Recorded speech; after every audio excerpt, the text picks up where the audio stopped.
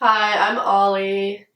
I am a senior at UMass currently, so I'm about to graduate, and I studied history. My name is Noah Bornstein. I'm a senior at UMass Amherst studying Psych and Judaic Studies. My name is Shelly Head. I am a senior at UMass, and I am ethnically, culturally, religiously, and spiritually Jewish. I am Shai Bokarsley. I am a junior at UMass. I am a history major. I'm an education minor. I do a lot of Jewish stuff on campus, I think it's safe to say. I'm Masha. I'm a junior. I'm double majoring in linguistics and sustainable community development. My name is Tamar Stolman. I'm a senior at UMass. I'm studying political science and international social justice, and I'm a Jew. Woohoo!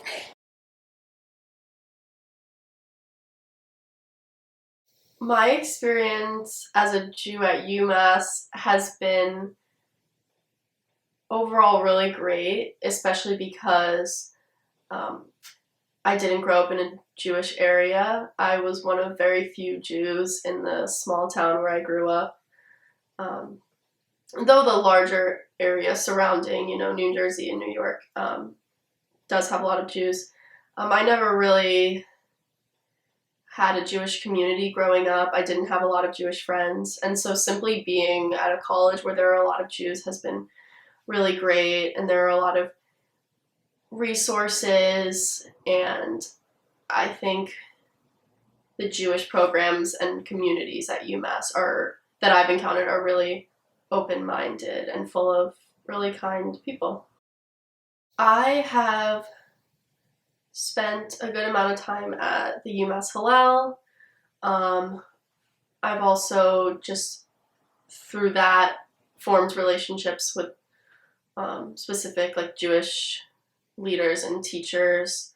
We held kind of casual but really profound discussions. We talked about, the Israel-Palestine issue, but what I liked about it was that it was just student run. It felt very democratic, very open.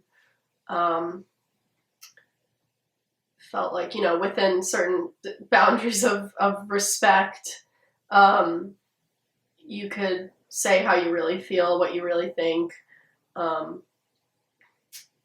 and it wasn't led by a Zionist or even an anti-Zionist organization. I've had really great discussions with Rebecca from Hillel, with Rabbi Rafi. They just are so open-minded, and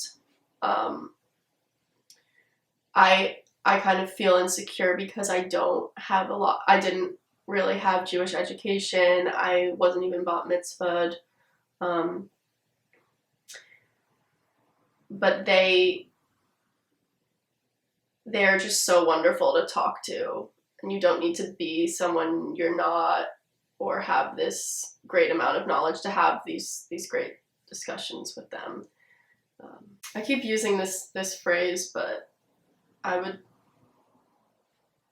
characterize them as extremely open-minded people who have changed the way I think about what God is, what the role of religion is for individuals and communities, what the future of Judaism is. I remember I had a discussion with Rabbi Rafi about kind of atheism and the existence of God, and he's an Orthodox rabbi. And, years ago, if you told me I would have had a discussion around those themes with an Orthodox rabbi, I would have assumed that they would just take a very hardline stance of, God is real, don't you dare argue against that. But we had a really interesting discussion that went places I didn't expect it to go. I saw nuances in his beliefs and the faith that he has in his beliefs that have stuck with me, in terms of how I construct, what can be known about God, what can't be known, the compatibility of science and religion, and using the scientific method to investigate matters of religion and God. I didn't grow up in a religious household. My family is culturally Jewish, and we celebrate being Jewish, but I grew up in a secular home. God was not really a topic of conversation. My parents were kind of agnostic on the matter, and I became a very rigidly atheist by the time I was like a teenager. And I felt very confident in my beliefs. I felt superior to others because of my conviction that there was no God, and that anyone who thought there was a God was anti-science and living in a fantasy. And I'm no longer an atheist, and I've kind of surrendered to the unknown. I realized that I actually did have really strong faith in atheism. I had really strong faith that I could know whether or not God was real. I had really strong faith in, my sense experience. Well, I don't see or feel the presence of God, so God isn't real. And I don't think that way anymore. I don't think that everything can be known by humans, especially not right now. And so kind of exploring the unknown instead of trying to find certainties has led me to, I guess, my own conception of God that is very personal to me. To me, I love thinking about Judaism as really like having questions and questioning at the core of it, and having that be essential to it. I love having Jews around me all the time. I think I take it for granted a lot. That's not common. There aren't many Jews in the world. I think we're 0.02% of the world population and 2% of the population of the United States. And we're, our history is very much defined by persecution, expulsion. And so to be here in my one life with other Jewish people that I get to see thriving and creating is really just amazing, and something I should not take for granted. I think it says a lot about the Jewish community here and about Jewish culture that I just find myself with more and more questions as I leave college now. Like when I showed up to UMass, I thought I had the answers. I thought I had the answers about religion. I thought I had my own answers about Israel-Palestine. And now I see so much that I've learned more, and yet I just see more and more questions. And it would seem that you go to college because you don't know and you leave knowing, but I think I'm gonna leave UMass with more questions than answers. And I think answers take the form of questions a lot. But yeah, I have to thank the Jewish community here, my Jewish friends, Jewish teachers that I've met at UMass, for being so welcoming, questioning, open-minded, and wonderful people. I really appreciate all the people that have been inspired and motivated enough to start certain organizations or events to just keep fostering democratic organization and discussion around issues of Judaism and anti-Semitism. Jews are awesome, and I'm so glad I'm a Jew. My experience with being a Jew at UMass has been a bit of a mixed bag. I would say within the Jewish community, it's been really amazing. I think I've been able to connect a lot with my Jewishness, been able to learn a lot about the Jewish community, how I feel about everything, sort of within that space. But outside of the Jewish community, it's been incredibly difficult. There's been just an incredible amount of anti-Semitism that I've experienced at my 4 years here, both specific incidents as well as just a general climate of anti-Semitism that has made it really hard for me to express my Jewishness outside of the Jewish community, but more so do it comfortably. I think throughout my years I have sort of maintained an outward presence of Jewishness, but it's been very uncomfortable because of the general climate of anti-Semitism. And then again, pile on top of that, the incidents, the specific incidents, has made it very difficult to be Jewish at UMass. Growing up, Jewishness was always like surrounded by adults, you know what I mean? And like adults were putting on the programming.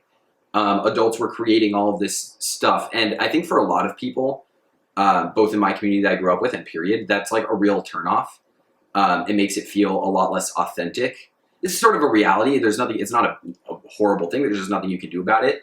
But I think a lot of people disconnected because they associated Judaism with all of this, like, you know, adult stuff, older stuff, not something you really do with your friends. You do it with your family, that kind of thing.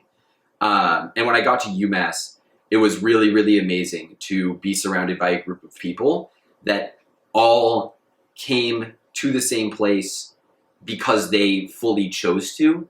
And we had so much programming that was just made by us for us. And we also just didn't, we had events that weren't programming, you know what I mean? Like, we would just go to somebody's house for Shabbat dinner, and it wasn't necessarily something that had to be like a program. It was just friends being friends, but infused with Jewishness. And that to me felt like a much more authentic Jewish experience and allowed me to sort of like visualize what I want out of my Jewish life. Well, I think Jewishness is important to me because it's just who I am. It's like, it's, you know, my family's history, my history. I think there's nothing better you can be in the world than yourself, no matter what that means. And for me, that means, you know, just being infused in this like beautiful culture and history and identity. And that partially means like fighting for it or advocating for it or trying to make a positive change in that community. It also just means engaging with it outside of the sphere of activism or anything like that. But Israel's the best place to do, in my opinion, the best place to do both of those things, at least for me. I would say being unassimilated or being sort of outwardly Jewish, even in non-Jewish spaces, has had a pretty large effect on my relationships with people. Yeah, I mean, so there was this one incident a couple weeks ago where I had to get my Dutch citizenship renewed, and my roommate ended up questioning me about whether or not I was loyal enough to America because of my triple citizenship, but I think was also specifically talking about my Israeli citizenship. And small things like that come up a lot, where, you know, I'm not gonna, for Yom Kippur, I'm not gonna be, you know, involved with a bunch of the stuff that my friends are doing. I'm not gonna be eating all this kind of stuff. I think it's just generally made people pretty uncomfortable and has also sort of barred me from fully participating in all of the activities. For example, a big one is Friday night. Like Friday night is like a lot of the time, you know, my non-Jewish friends will go out or that kind of thing, and I won't. And those kind of things just sort of over time have a bit of an impact, And I've never felt like, I have never had like a really long conversation with my non-Jewish friends about like my Jewish identity. Never. And that's like, to me, like pretty important because it's just a really big part of me. And I think the fact that like I haven't been able to really express like this sort of deep part of my identity like it's just a barrier, you know what I mean? If you're not able to fully express yourself with your friends, then it's, that's just a barrier that you have with them. I think the reason that I haven't been able, or I haven't had that conversation, or I haven't had that sort of in-depth conversation is because it makes them uncomfortable. I think people are really nervous about saying the wrong thing. They're not bad people, they're not bad people in any way. It's not like they're hateful, anti-Semitic, and therefore don't want to hear it or something like that. I think, they don't want to say the wrong thing. They don't want to ask the wrong question. They don't want to offend me. But I would much rather, them ask all of the wrong questions and be able to have a conversation about it than not have a conversation at all. I'd say the first time I like really had something that was like very difficult was at the beginning of second semester, where first semester, you're messing around, you're meeting people, but I wanted to get more involved with clubs. So I went to the club fair, and the SJP was there. Students for Justice in Palestine was there, sort of doing their thing, advocating, all their ideas, all this kind of stuff. And going into college, it was really important for me to go out and meet people that like I didn't have the same perspectives as, and I wanted to be able to bridge that gap. So I went up to them to have a conversation with them, and they had a pamphlet, it was like a couple of page, basically rant about why anti-Zionism wasn't anti-Semitism, and the reasoning that they gave was that since Judaism was a religion and a faith, arguing that Jews are colonialist is therefore not considered anti-Semitic because Jews were specifically a faith. And I went up to them and I had, I was like, well, I don't know where you have this idea because, Judaism is well beyond a faith, it is an ethnic identity. At the time, I didn't use words like indigenous. That was sort of something I started to think about more later in college. But I did use, homeland, we're from this place, we have a connection to this place. And they wouldn't hear any of it. And that was really frustrating because they were just misunderstanding Jewish identity, which to me felt super anti-Semitic. And it got to a point where I was like, look, like I'm the one who's Jewish here. I'm the one who has a handle on my identity. And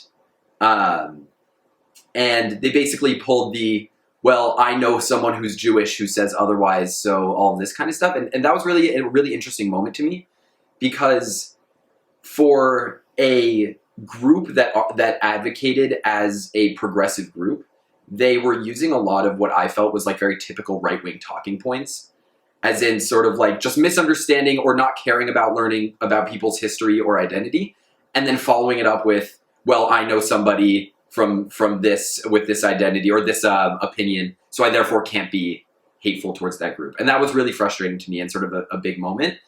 And it ended up getting to a place where someone who was with them, sort of like a taller, bulkier guy, ended up being like, you just need to leave right now.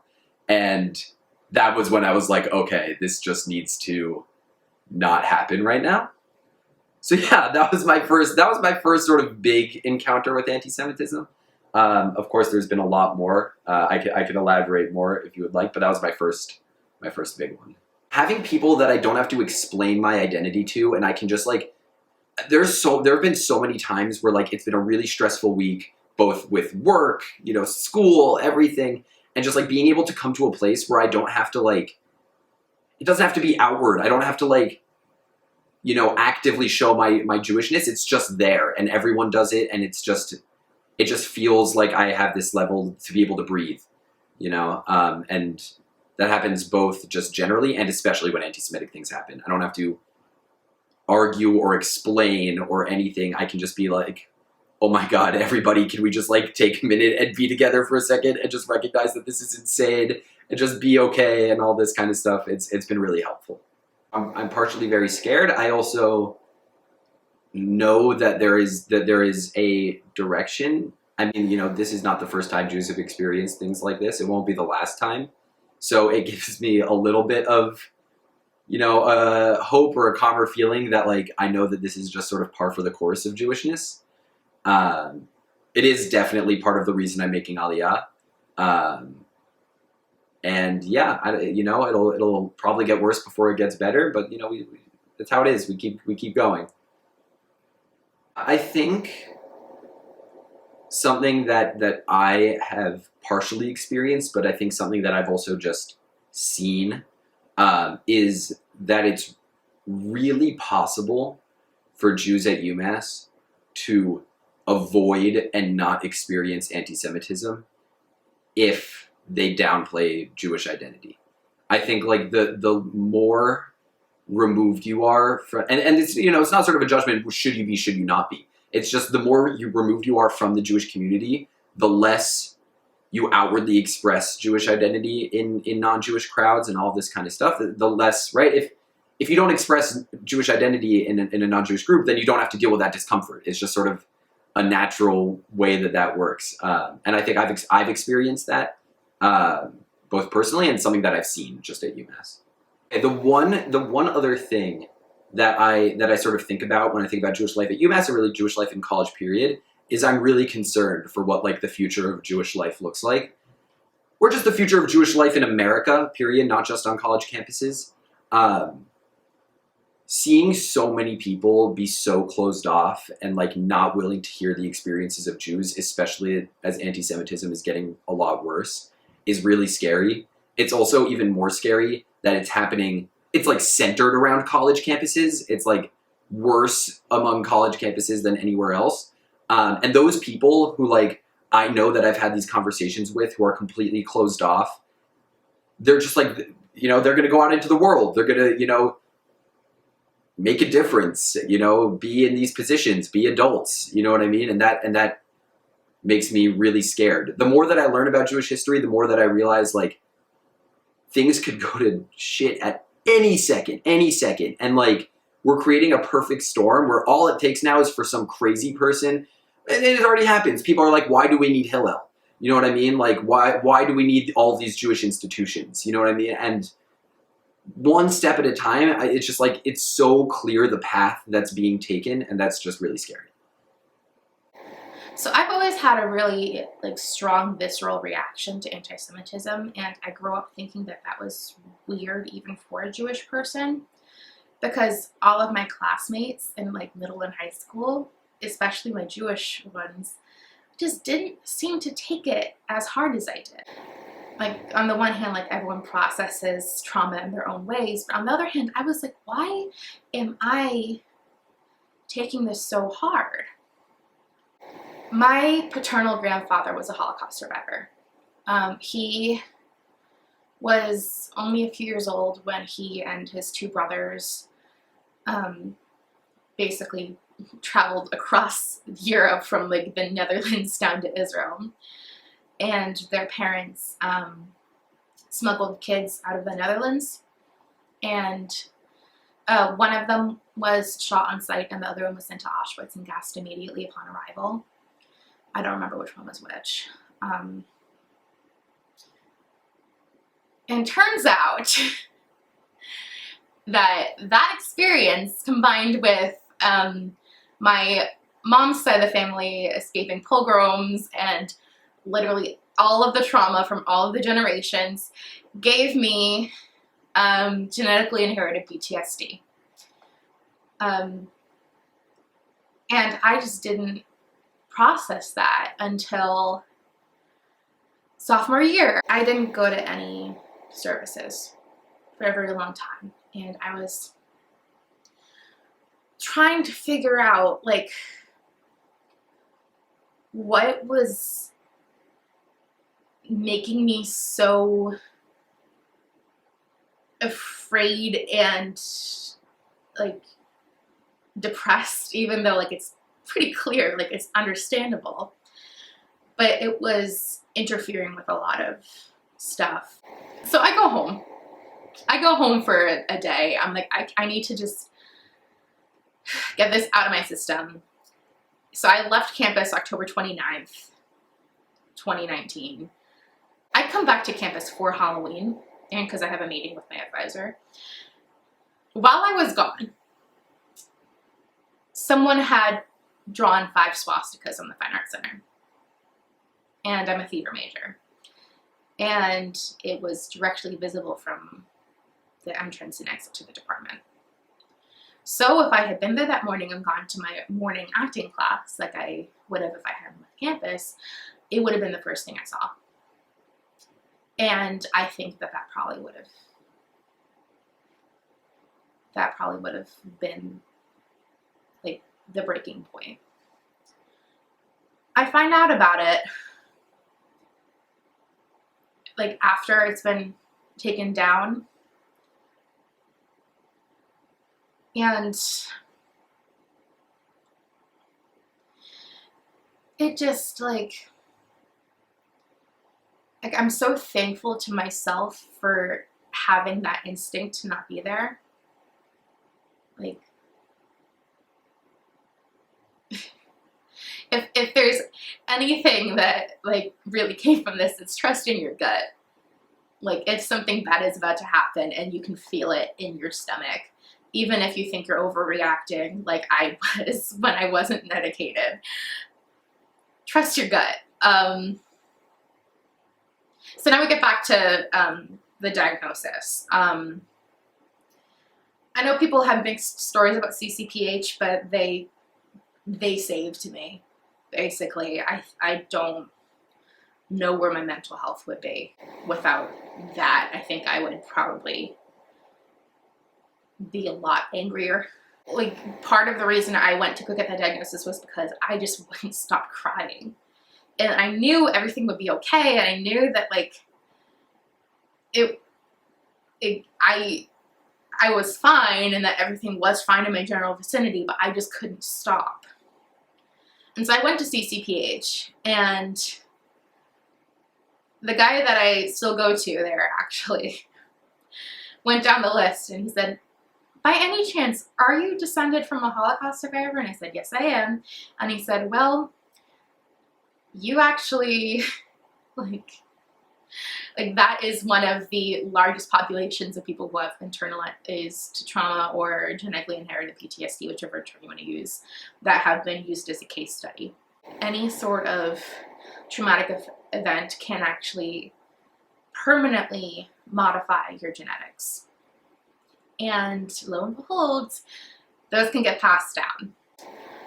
I was verbally harassed on this campus.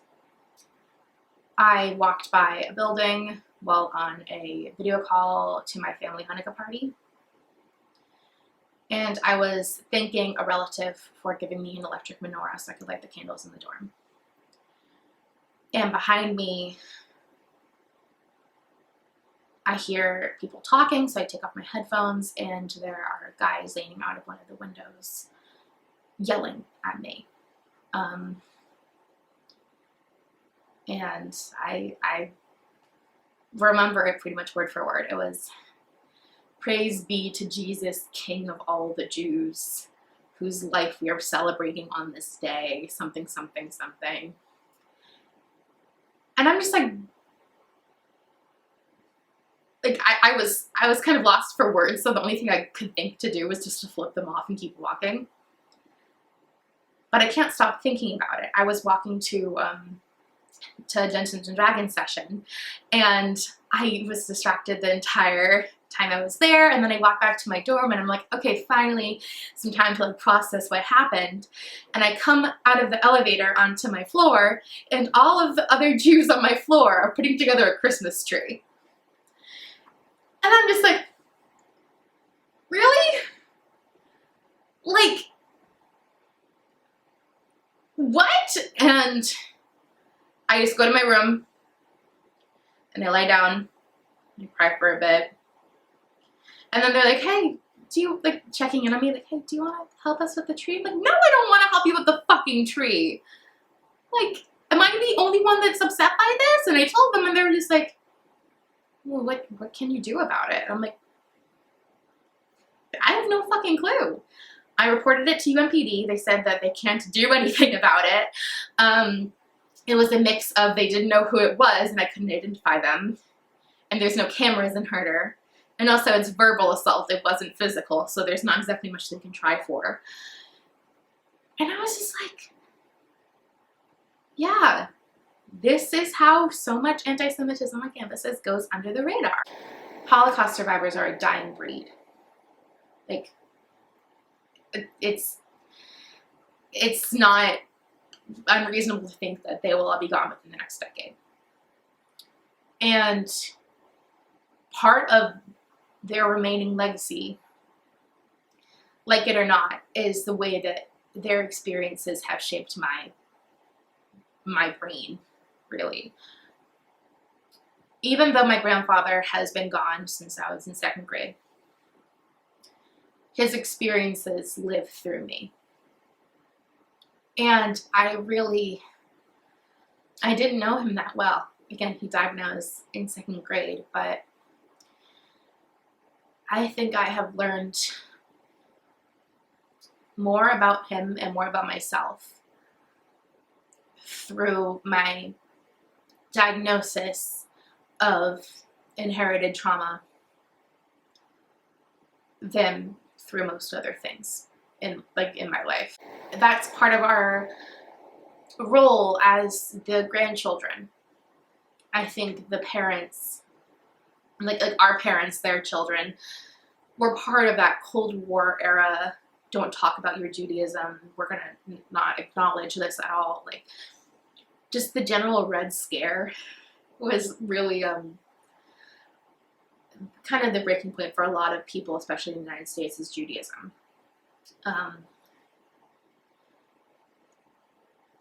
They just didn't talk about it, and it's a combination of like the Cold War period in itself and the fact that our grandparents, their parents, had just gone through World War II. So you really just didn't want to talk about it. And I think our generation is a lot more open, honest, and happy to acknowledge our Judaism than the two before us. I think we are at a point where we, like, for a while there, it was like, we don't want to put ourselves on the line for this, so we're just not going to talk about it, and we're not going to be it. But there's no point in hiding it. I think because we are so open, honest, and aware of our Judaism, that is making other people scared. I think the world is more comfortable when we don't talk about it. The idea that the survival instincts that I have inherited, like the PTSD, is survival instinct. It's not a miscalculation in my brain. It is literally like the equivalent of a rabbit learning from inherited experience, do not cross the road when a car is coming. Like, that's what we have in our brains. All of that compounded into my PTSD is survival instinct from every single generation. Inherited viewpoints of the world. The inherited trauma is like right next to tradition. Like, it's not something that we can choose, but it's something that comes with us. When we immigrated to the States, or when we immigrated to Israel, or wherever people went, that was the one thing that you can make sure that we brought with us. Whether or not we brought our candlesticks along, whether or not we brought our prayer books along. Whatever we were fleeing and wherever we were going hoping to flee it, we brought along our inherited trauma. And it's just recently that we got a term for it. I went to a Jewish private high school in New York City where I was surrounded by a lot of the types of Jews I grew up with, and I was really interested in going somewhere and going somewhere where I could meet different types of people and different types of Jews. I specifically wanted to go to somewhere where I was really focusing on the different types of people thing when I was like trying to pick where I wanted to go to college. I was like, oh, I want to go somewhere where I like have friends who aren't Jewish. And that was like a really big thing for me. And then I get here and I realize probably within the first like a month and a half to maybe the first semester that I look around and wow, all my friends are Jewish. And I'm like, I should not be surprised by this. This is, you know, it makes a lot of sense when you think about it. Who do I have the most stuff in common with? Who do I connect with the most in terms of history? My, like, just the, you know, at that point, 18 years I've been on this planet, but also the past, however, you know, let's say 4,000 years of just communal history. Who do I connect to culturally? And who do I just, you know, long and short of it, have the most in common with? And in a very funny way, that was something I had to come to terms with.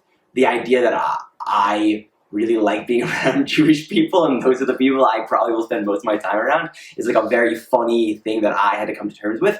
And now that I have, I definitely think that, I don't know, it's not a good or a bad thing. It just is a thing. And I'm very happy with that. I don't know if I would be able to really thrive in the community, in the UMass Jewish community the way I have, without sort of that realization that these are my people, and that's great, and that's awesome. There's a lot of empowerment throughout, specifically like the UMass Amherst Hillel, which also is definitely, like, I think, a focal point for a lot of the Jewish life on this campus. God, I'm gonna sound like such an old Jewish man, but there's this, I don't remember where this saying's from, but they have this saying that, like, Torah, the 5 books of Moshe, our foundational texts, the Torah is like water. That idea of, like, the Torah is like water. Water is a basic necessity. Like food, like shelter. Those are like the 3 basic things. And I don't think there's a single aspect of my life that isn't in some way, shape, or form either profoundly or just profoundly impacted by Judaism. I can't think of from like the way I dress, to the way I think, to the way I eat, it's how I interact with people, how I interact with my family, how I interact with the world. It's not like a conscious thing, but everything I do is impacted by Judaism.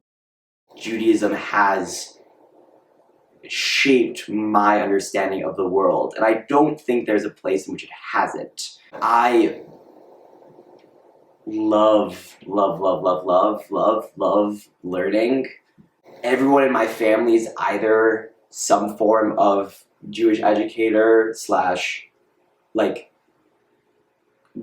rabbi / community leader, or like a social worker, or like a scientist in education of some kind. So education is something that's like just so fundamentally near and dear to my heart. I think about it probably every day, multiple times a day. And the idea of just more people knowing more Jewish things, and myself learning more Jewish things, makes me so happy, like so unimaginably happy. Well, historically, I can't really think of time post-destruction of the Second Temple, which is like I don't know, sometimes in the 100s, when there hasn't been a Jewish intellectual history happening. I think to illustrate the point, a moderately correct brief history, a very brief Jewish timeline in history. You have the first temple gets destroyed, a bunch of Jews get sent all across northern Africa and parts of the Middle East into the Babylonian Empire and some other places. You have, with the creation of the Second Temple, Jews coming back to Eretz Yisrael, Judea, Samaria, Israel, and rebuilding the Second Temple and reinvigorating Jewish life, Jewish temple life in that way. You still have a bunch of Jews in the diaspora, in the Jewish diaspora in Galut, outside of Israel. And they're still living there, even though the focal point of Judaism, the Second Temple, is now rebuilt. This is I think this is one thing I'm not totally sure about, but I'm pretty sure this is one of the first times in Jewish history where you have the cradle of our connection to God, the temple, existing, and not every Jew or not the majority of Jews being actually in Israel. And that's really interesting. That's really important. Not exactly what I'm thinking about. Then you have the destruction of the Second Temple, and we don't have a third, obviously. So Jewish life has to fundamentally shift.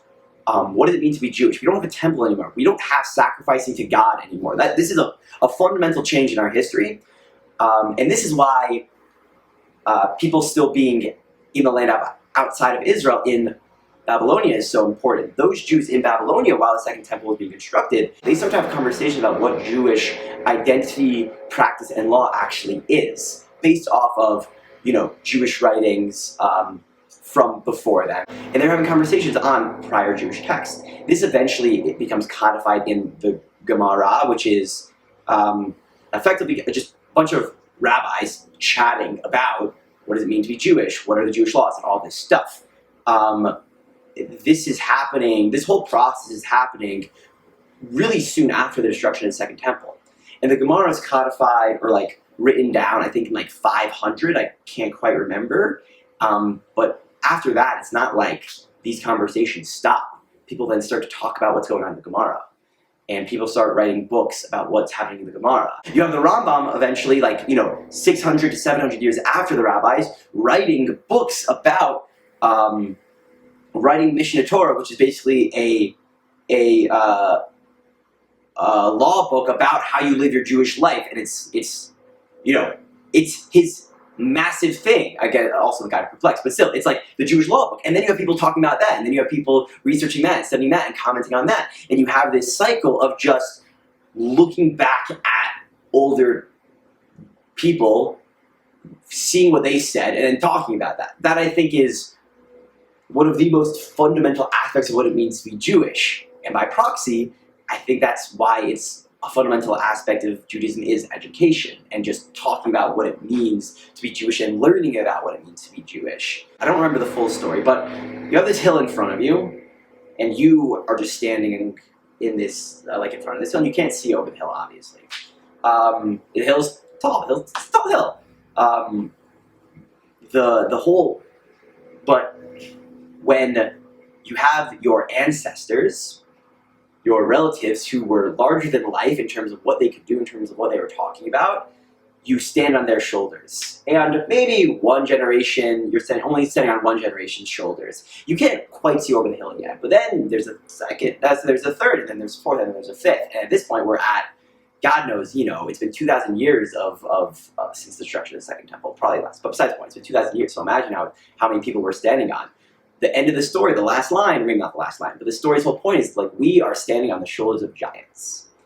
We, as modern Jews, have this massive, beautiful, intellectual, spiritual, learned history, and with that, we were able to see over this hill. Maybe I'm butchering the story. I don't remember. But besides the point, we are now able to see over this hill, and that, I think, is a fundamental core thing that every Jew holds in their hands today.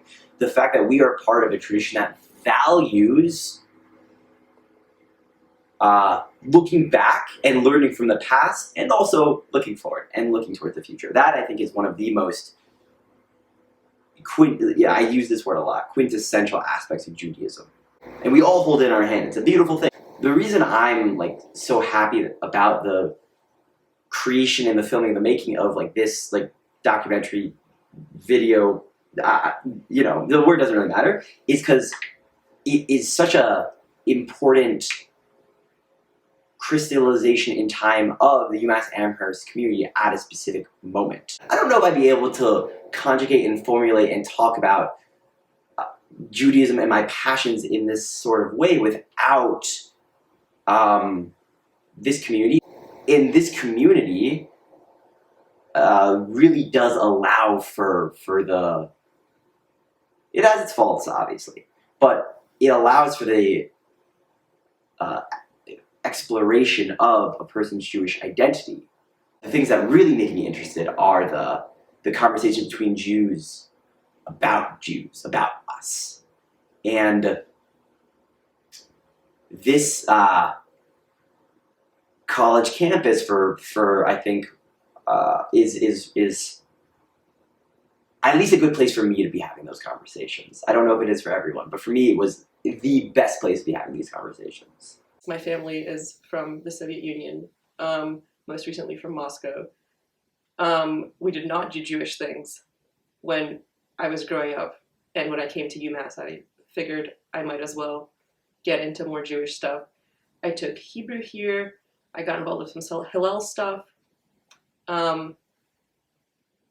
Separately from UMass, I started taking Yiddish, which has been really a dominant part of my Jewish experience. My great-grandmother, all of my great-grandparents spoke Yiddish, but I had one specific great-grandmother who lived to my time, and she spoke Yiddish. As I said, I'm majoring in linguistics, so language is obviously like something I'm interested in, and I was kind of like, I have this like ancestral language that has fallen into disrepair in the family. Coming into Hillel, where kind of like everybody, or like everyone was very welcoming, but also like, you know, everyone kind of like already knows a lot of things that I just do not know. While in Yiddish spaces, it's kind of like, oh yeah, no one knows anything at the beginning.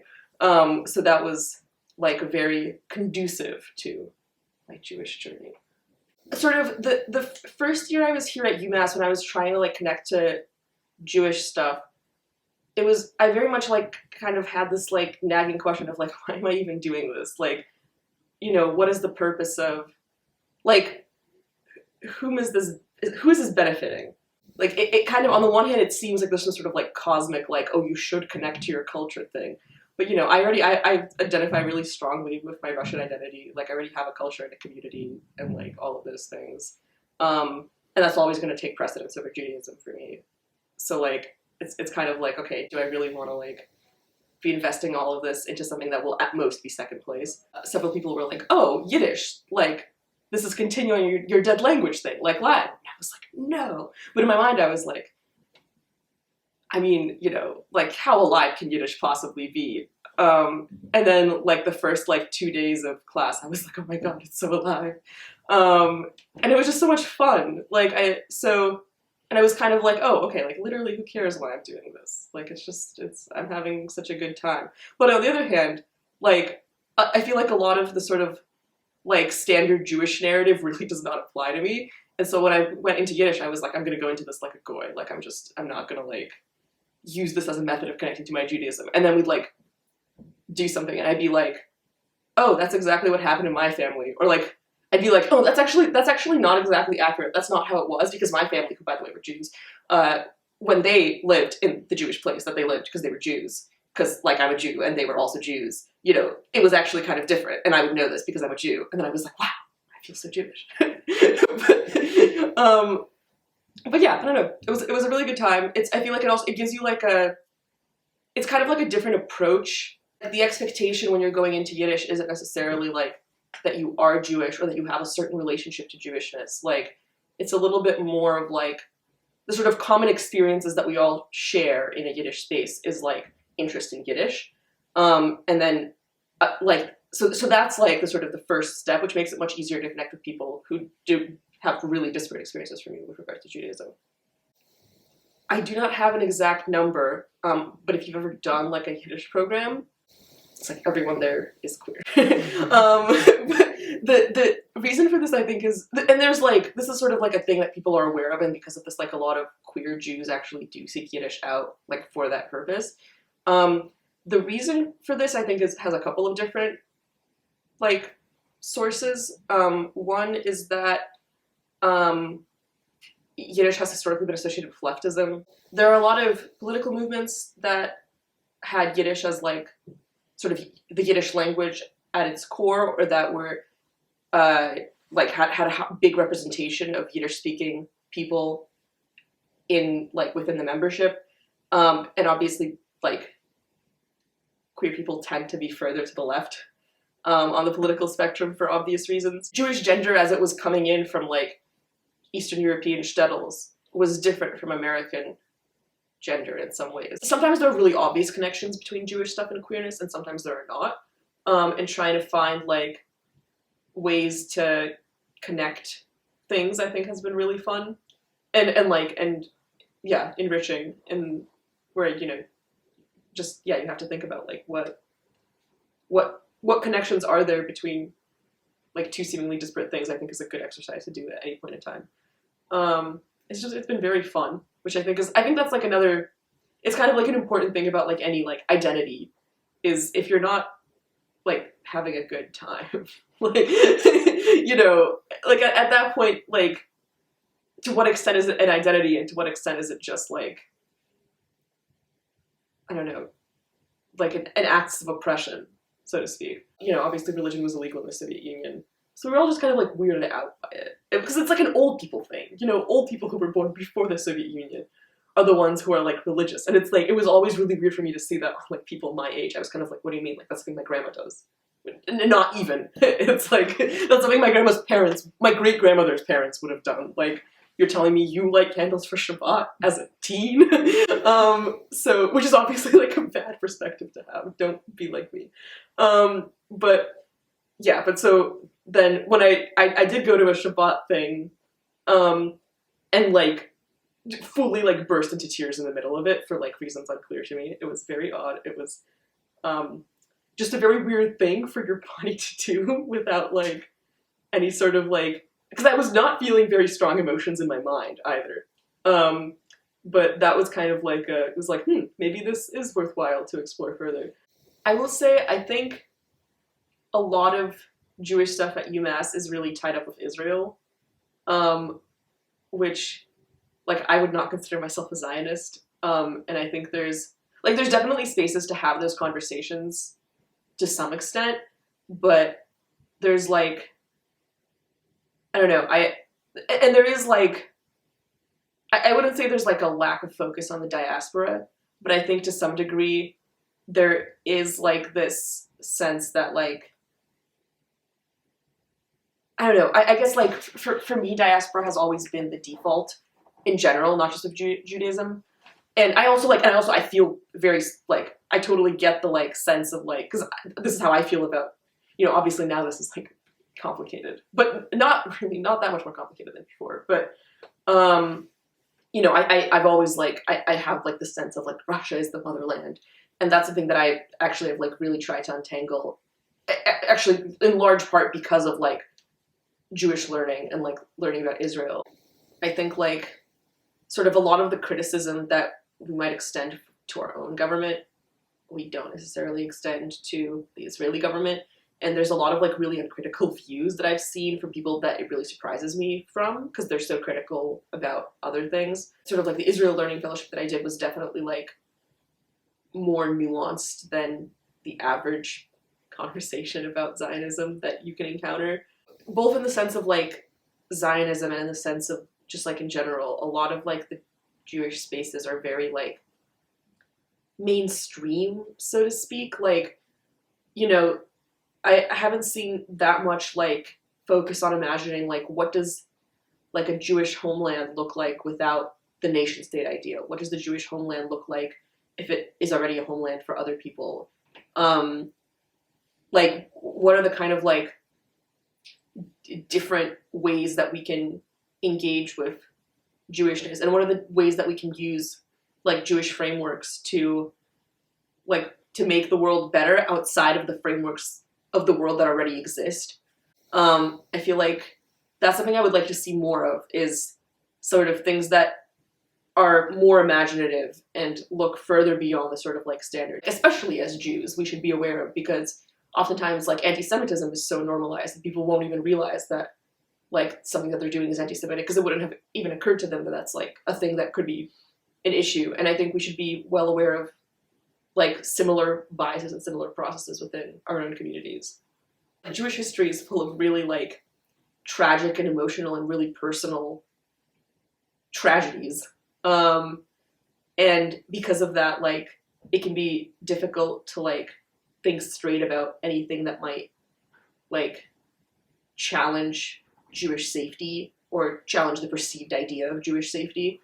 And like I think that's definitely something that needs to be like more actively thought about. I think, yeah, just like more like celebration of diasporic things, more like, I mean, which again, I don't think is necessarily anything that's discouraged like at Hillel, which is really the biggest Jewish space that I've been in.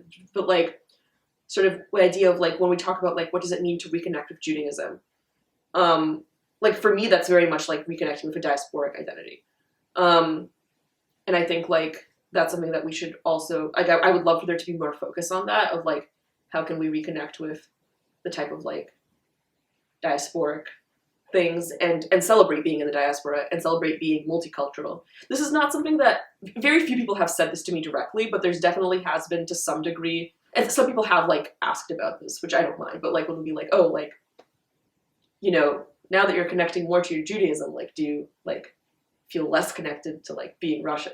And the answer is no, of course not. Like but those types of things are sometimes seen at odds, and it is like a complicated thing, because if you think about it, it's like, well, like that is the culture that superseded the previous culture. Like the reason that I have the Russian culture is because Jewish culture was like assimilated out of my ancestors, and it's kind of like that does seem bad, but like, you know, but I'm not going to give it up, because I mean you can't just like give up your culture, but it's like, but also because, you know, I have really strong positive associations with it. It's the community that I grew up in, it's like the values that I grew up with, and I love all of those things. But yeah, I think oftentimes I feel like Judaism is like kind of, or Jewishness is set at odds with other things, in a way that because, you know, like there's a strong like sense of like, no, we have to like maintain like our like distinct Jewishness, which is like I think very admirable. But I would definitely like there to be more of like a sort of like Jewish and like, rather than like a Jewish but type of attitude to things.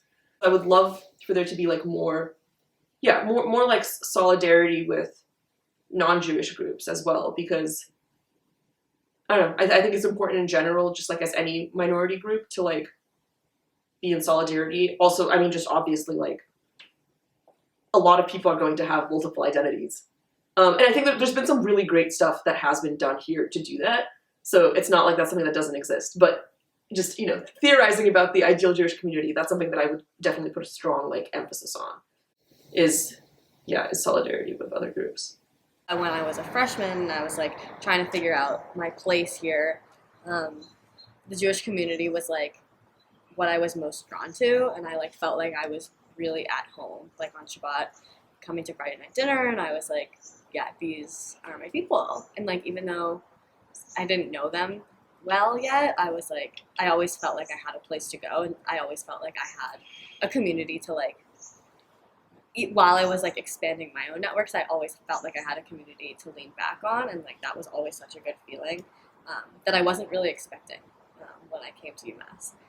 But then, as I got older, and like I started doing more things, and I was like starting to distance myself from the Jewish community, like things started to get a little bit more complicated. So like I was, a lot of times, like one of very few practicing Jews in like a leftist space. So being a Jewish person in a very leftist space where people were talking about like Palestine and like Palestinian liberation, I was like, felt like I had to sort of like hide my Jewish identity. Like they didn't want to hear my side of the story. Like they didn't want to hear about my identity. And so like every time we did activities where we had to like talk about our identities, I always like got really nervous, and I was like, do I say I'm Israeli? Like, do I even say I'm Jewish? Even though it's like, my name is like literally the most Jewish name in the entire world. So like, it was always just like very dicey. And like, I remember calling home and being like, I'm having an identity crisis like every week, because I was like, how do I identify myself so that people don't hate me? Because I was so scared. And then at the end of my freshman year, I got a job working for the Student Government Association, and I was the chief of staff, and we had to do a nomination interview in front of the Senate. It was so stupid. I want that included, because it was literally the stupidest thing ever. And so like I had to stand up in front of like everybody in the SGA, and they grilled me with questions, and they were like, why do you want to do this job? How'd you find out about it? And they made me feel really unsafe. So I got a lot of questions about like my involvement with the Jewish community, and I was like, why is this relevant? And it felt really targeted. And Zionism was always like on the back burner of everybody's mind in SGA for some reason. Like it felt like being a Zionist or being an anti-Zionist was like you had to choose which one you were, and then that's how like the student government was organized, which was ridiculous, because we are a government for the student body. There's proportionally not that many Jews on campus, not that many Israelis on campus, not that many Palestinians on campus. So it always kind of troubled me and confused me, like why we were devoting so much attention to like an international conflict that's A, been going on for like hundreds and hundreds of years, and B, doesn't really pertain to like exactly what we're doing to advocate for students on campus. So that really caught me off guard. And then like I just felt, yeah, like really unsafe, like standing up there, like everybody was looking at me, asking about my affiliation with like the Jewish community, and I could tell that they were trying to understand if I was a Zionist or not. And like I didn't know if I was. Like I just felt so targeted. And at the same time, like I was wondering like why were these questions even relevant? And so it felt like I was on one hand like being tokenized as a Jewish person to like be involved in the SGA, and like my whole experience within the SGA I felt this way too, because the SGA president, who was also my boss, was like always under fire by members of the Jewish community for like being anti-Zionist and like being really pro-Palestine, and it never really bothered me because like I generally like agreed with the politics, but when it came down to it, I was like really felt like he was just trying to hire me to like kind of save face and not be pointed out as like the anti-Semite of campus, which he ended up kind of being. So yeah, people would always just like come into the SGA office when I was working and like try to talk to me about Israel. Literally all the time I was talking about Israel and Palestine all the time my sophomore year, and I didn't know anything. I was like, why am I the designated Jew to talk about these things? And like be the representative of like every Jew, of Jews who are Zionists, who love Israel, Jews who are critical of Israel's policies, Jews who are very critical. Like there's just like such a wide range, and it's like in such a wide range of Jews on this very campus. And I felt like I was the one who had to represent all of them because I was really the only Jew in this SGA. And that was really hard. It was really stressful. We started Jew Talk in sophomore year after, or like in the midst of all of that, because I felt like I was like really distancing myself from the Jewish community. Like it was so hard to be a representative for everybody that I was just like, whatever, I can't do this anymore. I'm going to focus on SGA. And I did. And then I really felt like I was missing out on my community. And it was really too bad that I had to choose between like SGA, student activism, and the Jewish community. Like I couldn't do both. There wasn't space for both because in the SGA or in the like leftist organizations like SIPA that I was part of, there was no space to be a Jew and also a student activist. So Jew Talk was kind of like an outlet for us to come together and like talk about progressive causes that we cared about, and like also activism, and like be in a space with other like minded people who were also Jewish, and like talk about our struggles as Jews on campus and like what that means for the wider community. And yeah, Jew Talk in a way saved me and like made me realize that I was like in a way being tokenized and like being like not treated well because of my identity. And so it also gave me the courage to like speak up and like be and take pride in my Judaism and in my identity, which I had never really felt before. I was always kind of like embarrassed to be Jewish. Like it's kind of just like a weird thing. Like not that many people are Jewish in the world. And I went to Jewish school growing up, so people always kind of thought I was weird for being a Jew. But Jew Talk made me realize that being a Jew is really freaking cool. And helped me like find a lot of pride in my identity, and also helped me confront a lot of the people that had made me feel uncomfortable. And that was also really scary. Like I was talking to the SGA president who had hired me, and I told him that I felt tokenized. And like I told him how I felt like I had to represent all of the Jews at UMass, and how that was really uncomfortable for me, and how it was really uncomfortable to talk about Israel and Palestine all the time. And he didn't get it. He didn't listen.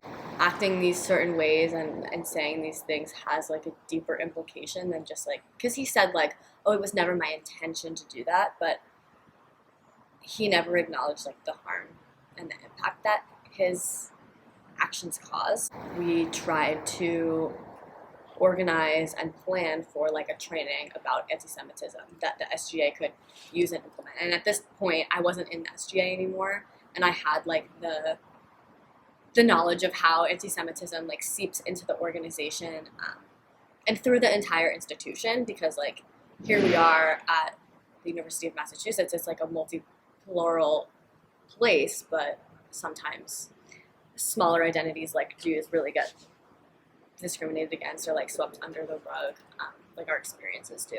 So I felt like I really wanted to share my experience and help to empower other Jewish people, which is also was another like goal of Jew Talk, of our organization, was to like bring Jews together and like empower one another through conversation. But anyway, so I was helping to plan this training on anti-Semitism, and I didn't really have all of the information about like who was planning this and who was going to be at this meeting. So I log into the meeting, I'm like ready to facilitate a whole thing, ready to hear from my fellow Jews and like talk about what we wanted to do. And the meeting was completely derailed because members of Students for Justice in Palestine, who had been my friends and been my fellow organizers when I was organizing with CEPA, the Center for Education Policy and Advocacy, and they were talking about how they wanted the training to be about, how they wanted the training to talk about how anti-Zionism isn't anti-Semitism, and how they wanted to talk about Palestinian rights in this training. And like, as much as I do sympathize with like their cause, I just felt really hurt because I was like, why? What is going on? This is supposed to be a training to talk about Jews' personal experiences on campus at UMass, especially within the SGA, which was supposed to be my expertise, and I did not get a word in that entire meeting. I actually ended up leaving early. I couldn't stay for the meeting, and then when I left, I just cried for like hours. So it was just like humiliating to be like, I don't know, everyone could just like see my face on camera, and like these people from SJP were just like kind of just shouting things at me about how they wanted our training to be, which was, I didn't realize, first of all, I didn't realize that they were going to be there. So it was like I already was caught off guard, and then they were talking about things that were completely irrelevant from the issue of anti-Semitism on campus, and actually then perpetuating it, because I was trying to hold a space for Jews to talk about our experiences, and then we were silenced.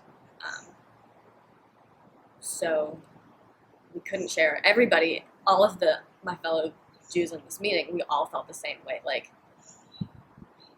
what just happened? Like we were trying to support one another and like build a community, and then it just kind of all broke down and shattered, and we never like that. The rest of the semester it was tough too because we were remote, so like we never really got to like be with one another, and like never really got to heal from that.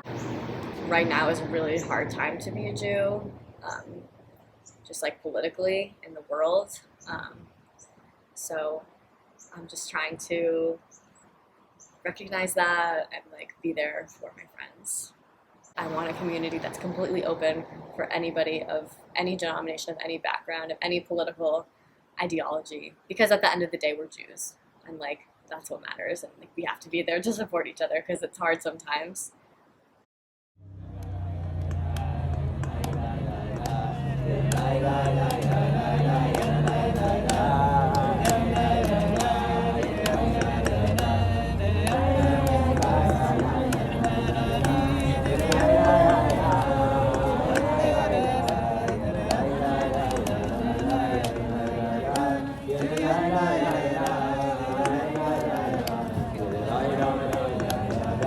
Aye, aye.